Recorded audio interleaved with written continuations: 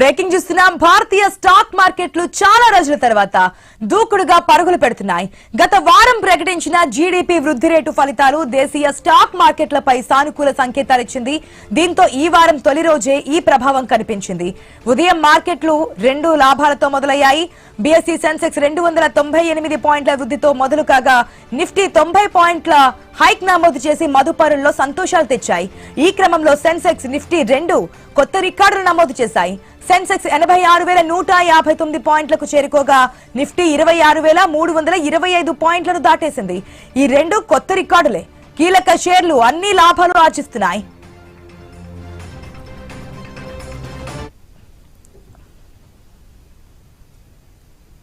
Stock market లో కొత్త record మనం చూస్తున్నాం. అసలు ఎందుకు ఇది?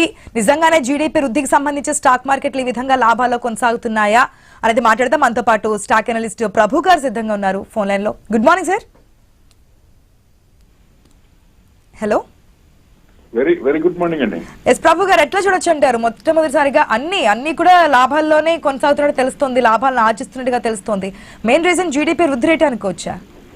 అంటే అన్ని ఏం లేవండి, స్టాక్స్ ఇంకా మైనస్ లోనే ఉన్నాయి. నిఫ్టీ 500 స్టాక్స్ తీసుకుంటే 16% stocks all time high above ఉన్నాయి.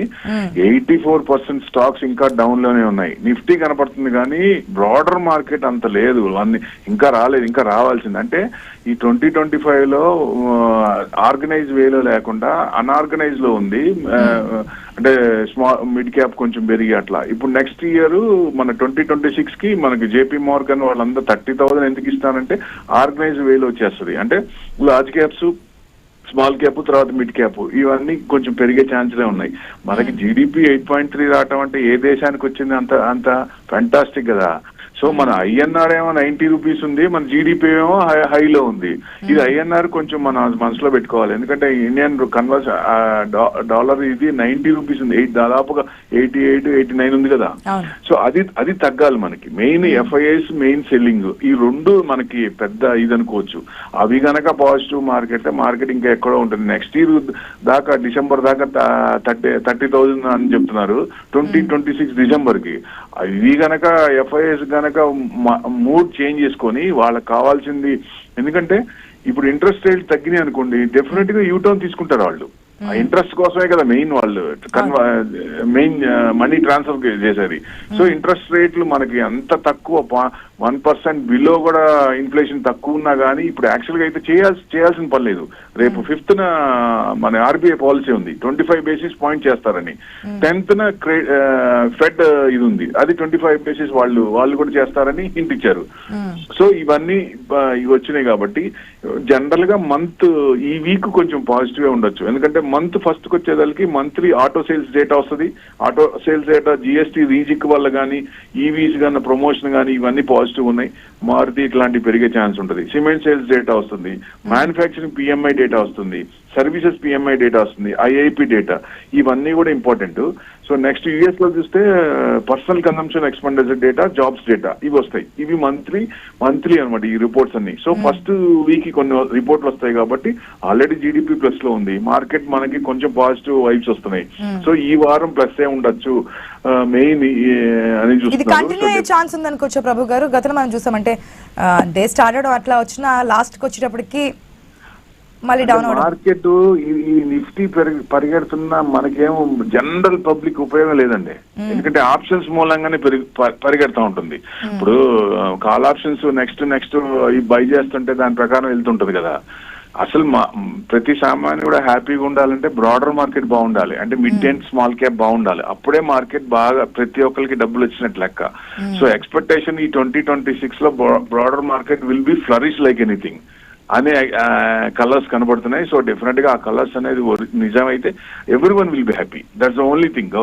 అంటే జీడిపి 8.3 రావడం అంటే సామాన్యం కాదు, ఏ కంట్రీకి కూడా లేదు ఎక్కడ. ఇది నిజంగా ఫ్యాంటాస్టిక్. అందుకని ఆ ట్రెండ్ పాజిటివ్ ఉండొచ్చు ఈ వారానికి. ఏదైనా 26,500 వరకు వెళ్లే ఛాన్సులు ఉన్నాయి ఈ వారానికి చూసుకుంటే. అంటే 26,000 to 26,500. ఎందుకంటే 26,000 దగ్గర కాల్ ఆప్షన్ ఎక్కువ స్ట్రాటజీ, బటర్ఫ్లై స్ట్రాటజీ ఉన్నాయి అక్కడ. సో హయ్యర్ సైడ్ వచ్చేసరికి 27,000. అంటే మంత్ సిరీస్ తీసుకునేదానికి డిసెంబర్ సిరీస్ లో 26,000 నుంచి 27,000 వరకు రేంజ్ బౌండ్ ఉంది. సో ఇవి ఇంతవరకు బాగా అన్ని బాగుంటే 27 దాకా వెళ్లే ఛాన్స్ ఉంటుంది డిసెంబర్ ఎండింగ్ లోపల.